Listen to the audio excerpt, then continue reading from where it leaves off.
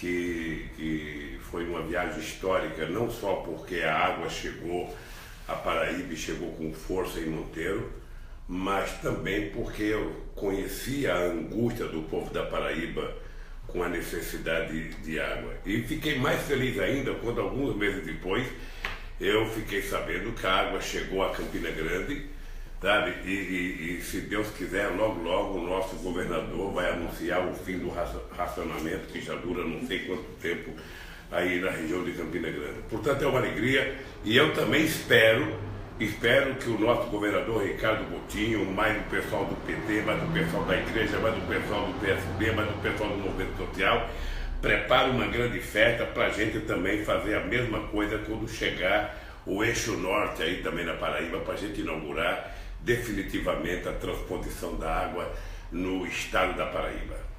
Presidente Lula, qual é a sua avaliação desse contexto da transposição, que é a principal obra hídrica que o Nordeste tanto almejou e que foi concretizada no seu governo? Qual é a sua avaliação sobre essa paralisação crucial desse eixo norte, que uma série de pleitos tiveram que ser feitos para que a licitação pudesse ser destravada agora e a expectativa para a retomada da obra, presidente? Olha, na verdade, eu penso que essa é uma obra histórica, porque é desde o tempo do Império, né? Todo mundo sabe do famoso discurso, a famosa frase de Dom Pedro, quando ele dizia que daria a última joia da coroa para fazer a transposição. Acontece que tem implicações políticas com estados que não queriam que fosse feito, sabe? Muitas vezes a Bahia não queria que fosse feita, muitas vezes Sergipe, muitas vezes Alagoas, e nós precisamos ter uma política muito forte de envolver os governadores, fazer um debate, dizendo que o rio era nacional e que era necessário a gente não negar água para quem estava com sede, para quem precisava de um pouco d'água. E nós fizemos duas coisas extraordinárias. Primeiro, nós provamos, depois de 170 anos, que era possível fazer a transposição. E enquanto a gente não fazia a transposição, nós começamos o problema das cisternas, que era um programa que começou com a Igreja Católica. Eu lembro do debate que eu fazia lá em Afogada de Engaveira, em Pernambuco, com o bispo.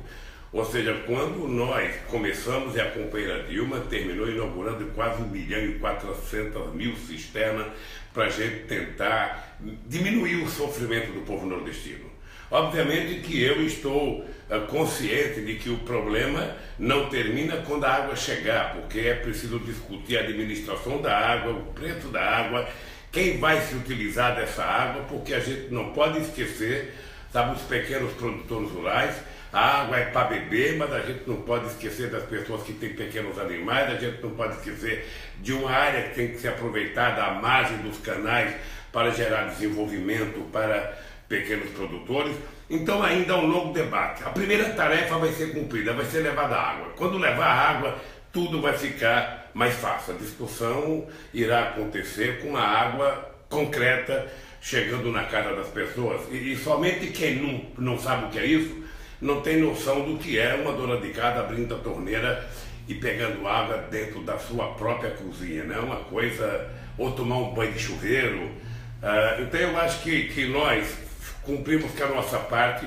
Era uma promessa, era um sonho, era um compromisso de fé que eu tinha de fazer a transposição do São Francisco contra muita gente, e ela foi feita, e eu agradeço a Deus e agradeço o povo brasileiro por compreender a necessidade de fazer uma obra dessa para tentar ajudar 12 milhões de nordestinos que moram no semiárido.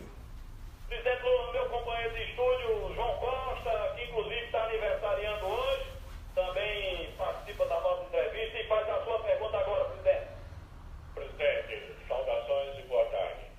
Em junho de 2009, o senhor assinou um protocolo, o governo da França.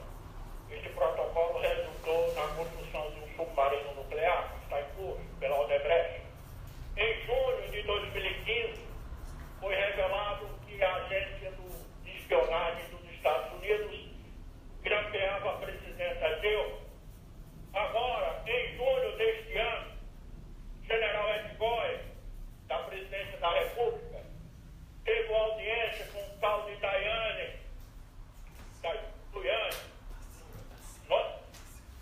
Não importa o nome, o representante é que era o nome da CIA.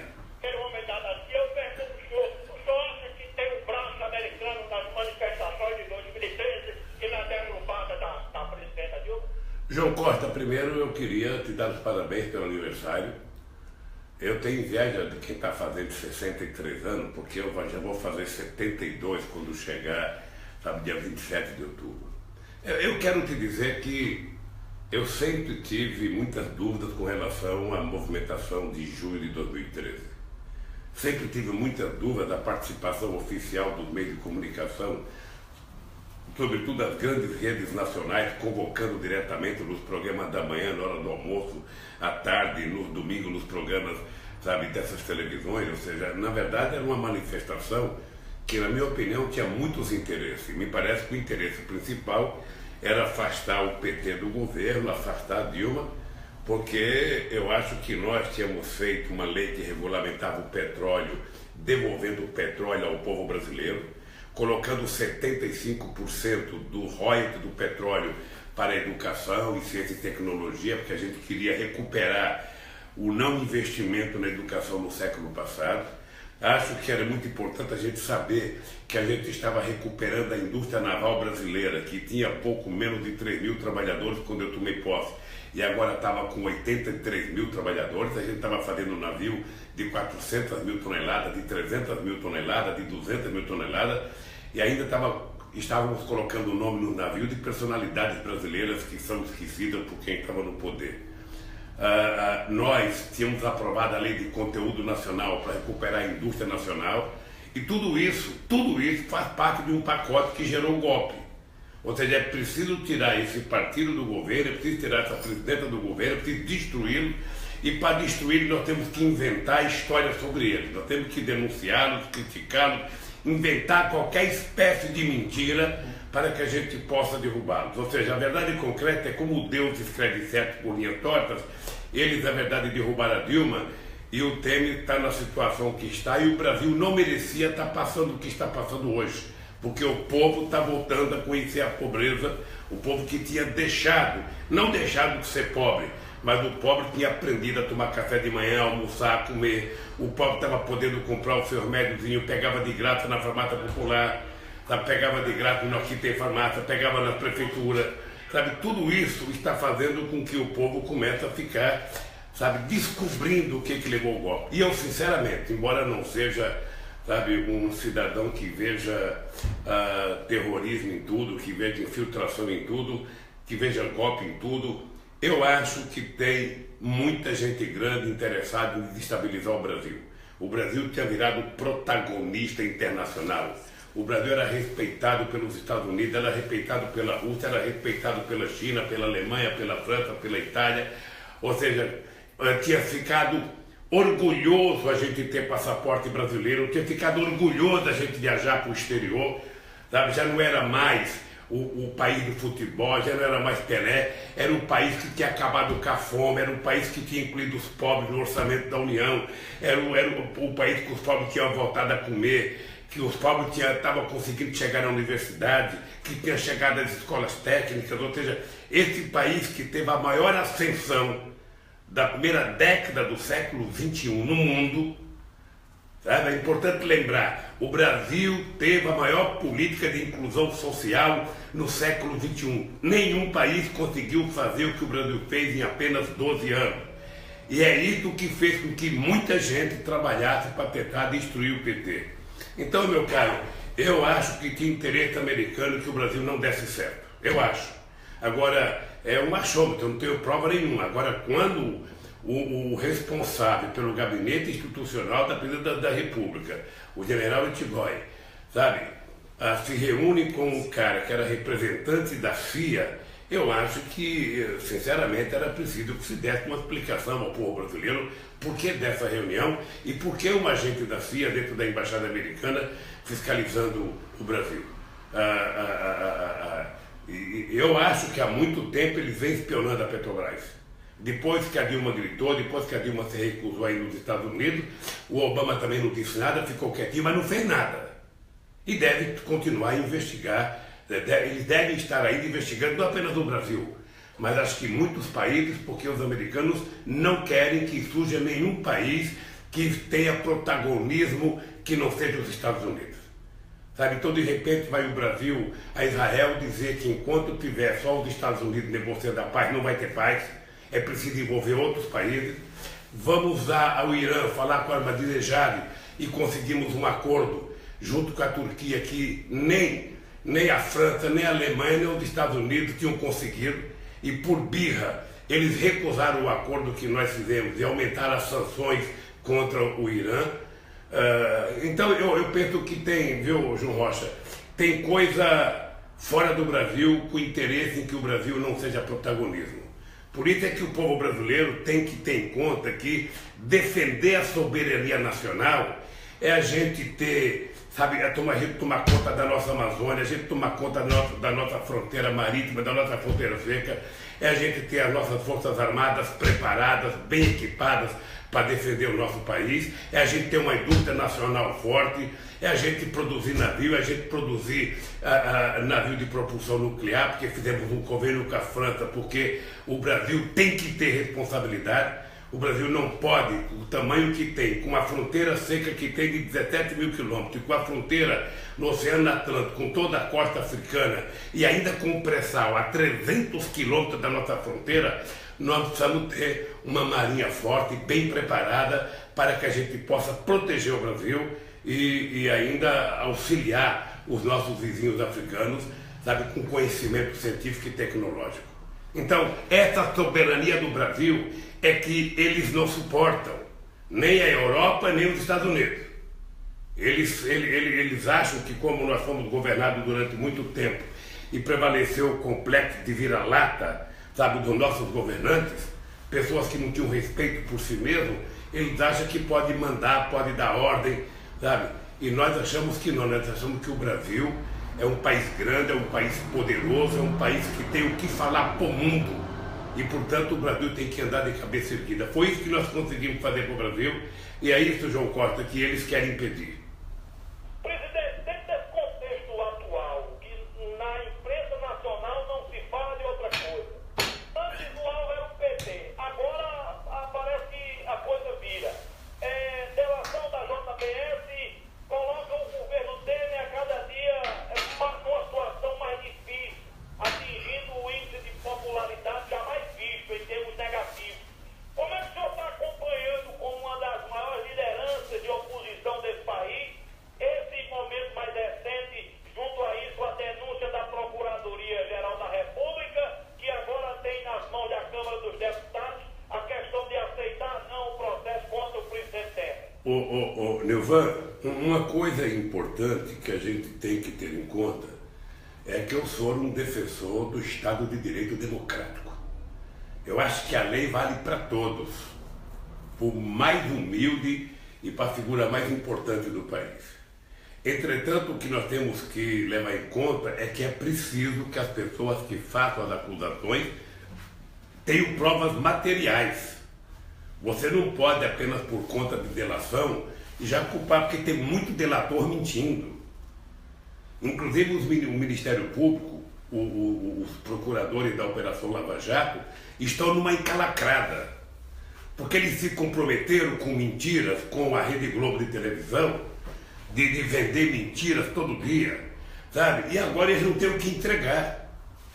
No meu caso, eu já provei a minha inocência, eu estou querendo é que eles provem a minha culpa. Estou querendo que eles provem a minha culpa. Então, eu acho que se tem uma acusação contra o Temer, tem que ser investigado. Se for investigado, ele tem que ser julgado. E se for culpado, condenado. A regra é essa para ele, para mim, para você, sabe? E para qualquer pessoa desse país. Agora, o que nós precisamos ter garantia é o seguinte. Primeiro, o Ministério Público, nem a Polícia Federal, pode se subordinar ao desejo de um meio de comunicação para fazer denúncia. Porque eu sei, você sabe que eu tive no último ano mais de 20 horas de Jornal Nacional me denunciando. E eu não quero morrer, Nilvan, enquanto não houver a Globo pedir desculpa para mim. Da mesma forma que tem aí um cidadão que foi senador suplente, um tal de Roberto Cavalcante, que falou muita bobagem essa semana ao meu respeito da Dilma, ele foi senador e é dono do outro sistema de televisão, do sistema Correio, que eu quero ver se eu vou a Paraíba no mês de agosto, eu vou fazer uma viagem para o Nordeste. E eu quero ver se quando eu chegar lá, esse cidadão que foi caluniar eu e a Dilma no programa que estava sendo entrevistado no Castro Cunha Lima, eu quero ver se esse cidadão tem coragem de me convidar para me entrevistar no sistema de comunicação dele e falar as bobagens que ele falou. Eu quero ver. Porque é o seguinte, a gente não pode conviver num país onde o denuncismo aconteça todo dia sem prova. Eu só quero prova. Então eu acho que é o seguinte, eu acho que o PMDB e o Temer e o Aécio e o PSDB, eles estão provando do veneno que eles produziram nesse país. Eles estão colhendo tempestade, porque plantaram vento. Eles plantaram ódio. E eles estão criando isso, né? Estão colhendo isso. Sabe? Esse país está com um clima de ódio, um clima de intolerância, porque eles criaram desde 2013. Sabe? Vendendo facilidade e culpando o PT. Eles estão no governo, por que não resolvem os problemas com facilidade? Estão jogando a culpa em cima dos pobres. A culpa da desgraça do Brasil é a aposentadoria, a culpa da desgraça do Brasil é o trabalhador, a culpa da desgraça do Brasil é o trabalhador ter férias, é o trabalhador ter 3% de aumento. Eu provei um nordestino retirante que veio para São Paulo e teve o diploma primário e virou presidente da República, eu provei que o pobre não é problema neste país. O pobre, na hora que ele é incluído, sabe, na economia, no orçamento da União, o pobre vira a solução para o nosso querido Brasil. Portanto, é o seguinte, essa gente não tem competência, não sabe o que fazer com o país, não conhece de povo, qualquer coisinha é cortar. E vai cortar o quê? Corta a saúde.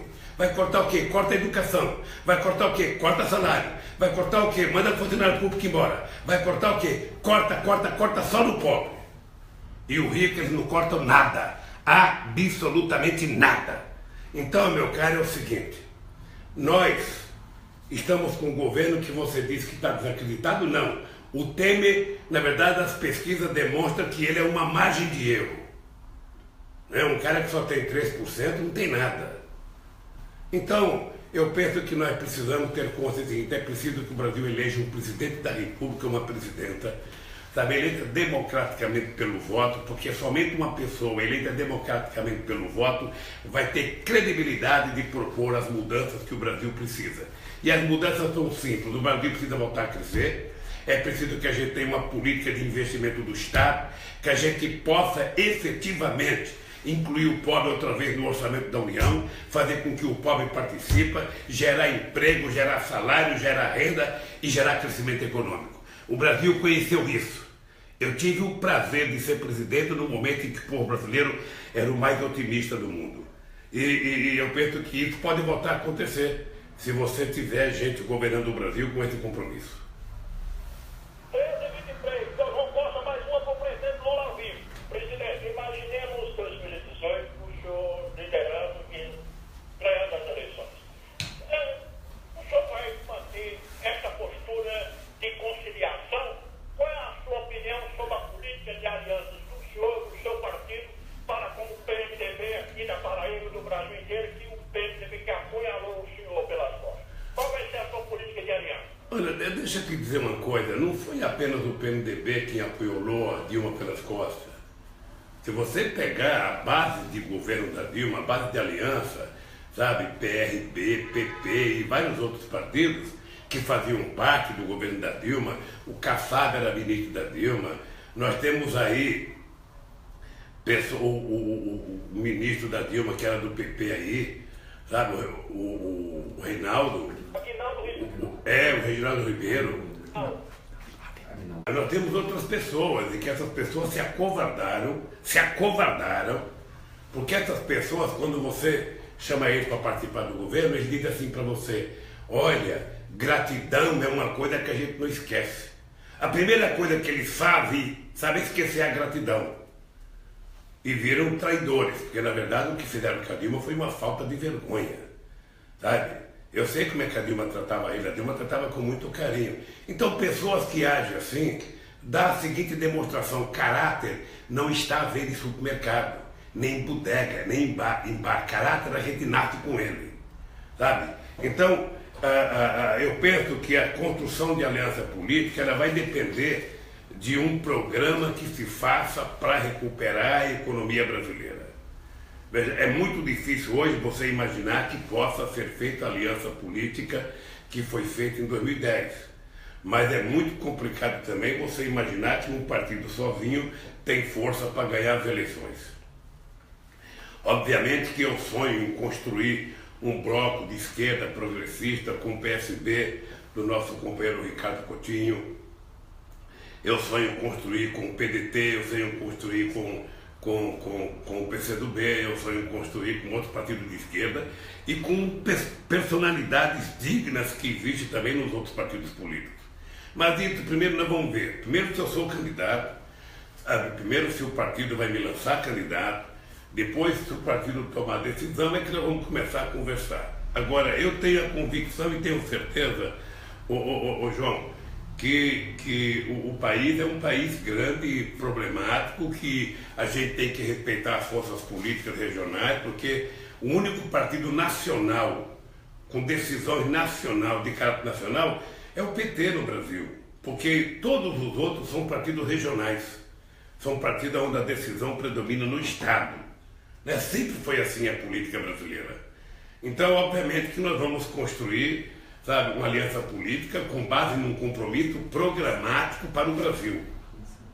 Programático, ou seja, uma coisa, o que nós vamos fazer nos 4 anos que vamos governar o Brasil? O que a gente vai fazer com a educação, com a saúde, com a economia? O que a gente vai fazer com a agricultura? Qual será? A gente vai ter que definir, sabe, com quem que a gente quer governar. Sabe? Então é uma coisa que eu tenho muita certeza de que nós vamos encontrar as pessoas certas para governar esse país no próximo período. O que não dá é para a gente ver o povo brasileiro voltar a sofrer, o povo voltar a ficar triste, o povo ficar desencantado, sabe? E é isso que me causa tristeza, é isso que me causa, sabe, às vezes eu fico acabrunhado porque esse país esteve a ponto, sabe, de ser o maior motivo de orgulho do mundo, sabe, pela inclusão do povo. Foram 40 milhões de pessoas que foram a um padrão de classe média, foram 36 milhões que saíram da miséria, foi escolas que o Brasil nunca teve. Eu tenho muito orgulho de ter feito o ProUni e garantir que filho de sertanejo pudesse entrar na universidade, filho de pequeno produtor, pobre da periferia. Nós fizemos do Fiesp, só na Paraíba, sabe, no período que a gente tem contabilidade, foram 40.300 pessoas, o ProUni foi quase 20 mil pessoas, o Pronatec 248 mil pessoas, nós fizemos 5 campos universitários, sabe, e a Dilma fez 9 escolas técnicas, eu fiz 3, então são 12 escolas técnicas. Então, esse país é possível. Esse país é possível de ser feito se a gente olhar para as pessoas mais humildes e trazê-los para participar do projeto. Sabe, eu acho que a coisa mais fácil que a gente tem é cuidar do povo pobre. Eu nem falo mais em governar. Eu falo que eu tenho vontade de voltar a ser presidente da República se os partidos da base da esquerda quiserem, sabe, se os meus amigos quiserem, se o povo aceitar, obviamente, para cuidar desse povo. A palavra não é governar, a palavra é cuidar. O rico não precisa do governo. Quem precisa do governo são as pessoas mais pobres, são os trabalhadores, são os sertanejos, são os pedreiros, são os metalúrgicos, são os químicos, são os gráficos, são os motoristas, são as pessoas que sustentam esse trabalho com produção. Então é esse país, meu caro, que nós vamos governar. Acabei de fazer agora, o João Costa, uma reunião com economistas, estava com 12 economistas aqui discutindo o ajuste fiscal do governo. Ou seja, o governo vai continuar, a receita do governo vai continuar caindo, a economia ela pode crescer uma coisinha insignificativa e diminui a arrecadação do Estado. E o Estado tem que voltar a ser o indutor da economia, o Estado tem que colocar dinheiro para governar, o Banco do Brasil tem que voltar a ser banco público, a Caixa Econômica tem que voltar a ser banco público, o BNB tem que voltar a funcionar como banco público e o BNDES tem que voltar a funcionar como banco público. É preciso acabar com essa bobagem, sabe, de que o Estado tem que ser fraco, o Estado tem que ser forte. O mundo desenvolvido, todos os Estados são fortes. Somente onde os Estados são fracos é que, sabe, o governo não arrecada nada e tem muita miséria. Portanto, eu quero que as pessoas saibam que nós vamos disputar uma eleição em que a gente vai definir o papel do Estado. O Estado tem que interferir, sabe, como indutor da economia. 13h31, já no finalzinho, sei que o senhor tem uma viagem marcada daqui a pouquinho, mas eu vou deixar João Costa fazer a última dele e em seguida a gente finaliza aqui nossa entrevista. Senhor João, presidente, o senhor de novo no Palácio do Planalto a partir de 2019. O senhor anularia a reforma trabalhista, o senhor anularia todos os atos desse presidente Temer? Olha, primeiro é muito, seria falso e seria dizer eu vou chegar e vou anular tudo, né?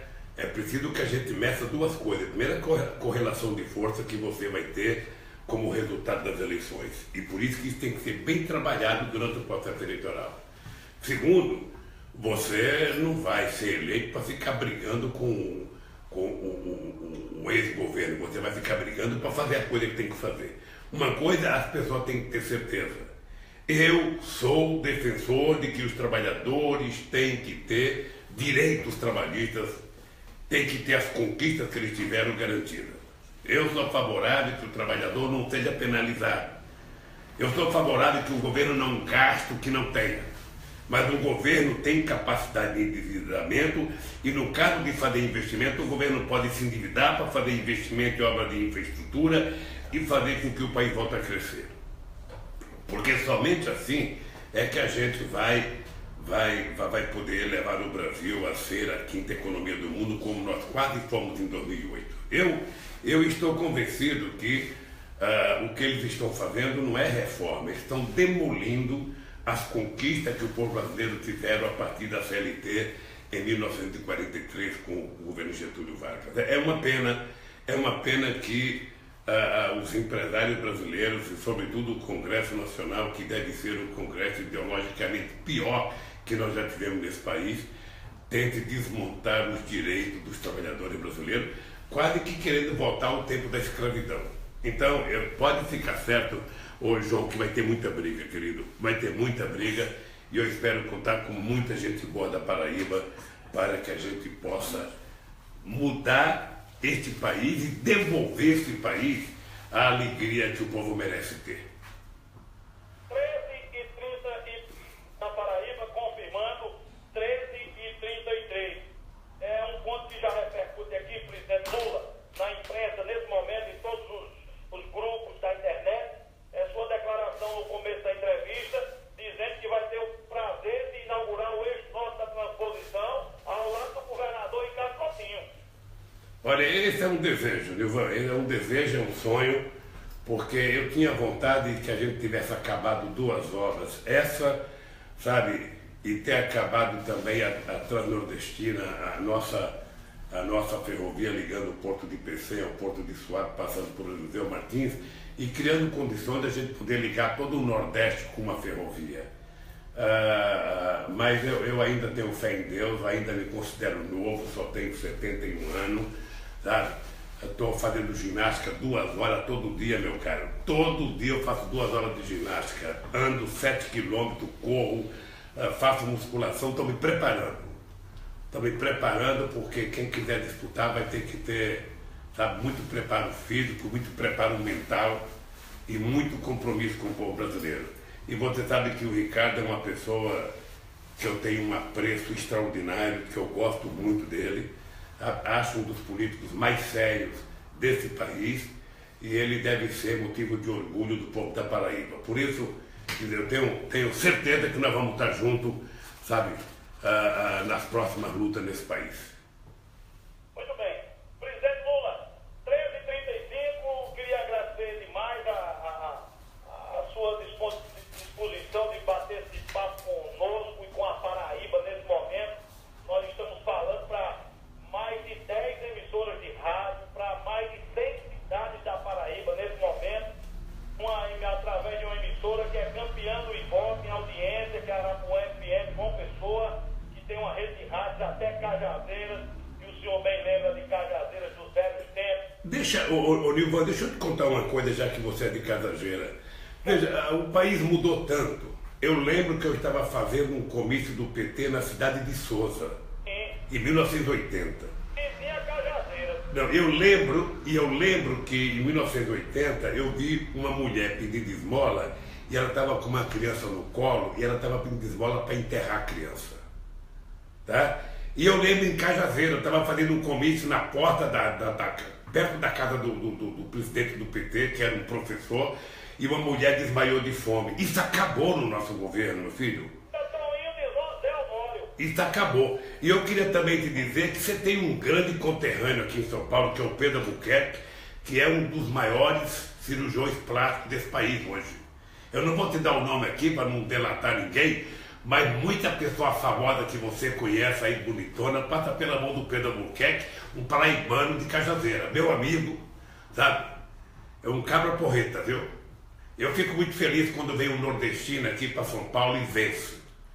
Sabe? Vence e vira gente importante. Portanto, eu quero te agradecer, meu irmão, e dizer para você que é uma alegria extraordinária, primeiro, a gente falar com as rádios das cidades brasileiras. Você sabe que não é tua rádio da capital, não. Eu acabei de receber, antes de você começar o teu programa, eu estava conversando com o prefeito do Crato, no Ceará. E ele estava me dizendo, ô Lula, se você falar com a rádio lá no Crato, você vai falar para 30 cidades vizinhas do Crato. Então, ao invés de a gente ficar esperando o Jornal Nacional falar mal da gente, é bom a gente conversar com os meios de comunicação espalhados por esse país. Portanto, eu quero, e essa entrevista que eu estou dando para você, a gente está transmitindo diretamente pelo Face, meu filho. Então, isso tá, você pode saber que tem gente no Acre assistindo a gente, que tem gente no Rio Grande do Sul assistindo a gente, que tem gente em Manaus assistindo a gente aqui em São Paulo, sabe? Então, o que a gente está fazendo é criando o nosso meio de comunicação, falando para o Estado e falando para o país. Sabe? Então, eu quero te dizer que é uma alegria saber que a gente tem espalhado pelo Brasil uma rede de comunicação de pessoas decentes como você, de pessoas democratas como você, de pessoas que dão oportunidade a todos. E, portanto, eu vou te contar uma coisa. O cara que me xingou na outra rádio, sabe, que não foi nem eleito senador, foi suplente, que deveria ir na rádio agradecer a Deus pelo Lula ter sido presidente da República e por ter feito o que fizemos para Paraíba. Um cidadão desse, que não merece que eu cite o nome, que não merece meu respeito, não pede por esperar, porque não só do ponto de vista jurídico, mas do ponto de vista pessoal, quando eu estiver na Paraíba, eu quero ver se ele me dá o microfone da rádio dele para ele me entrevistar. Meia hora. Tá bom? Um abraço, meu irmão. Que Deus te abençoe. Um abraço, Zé.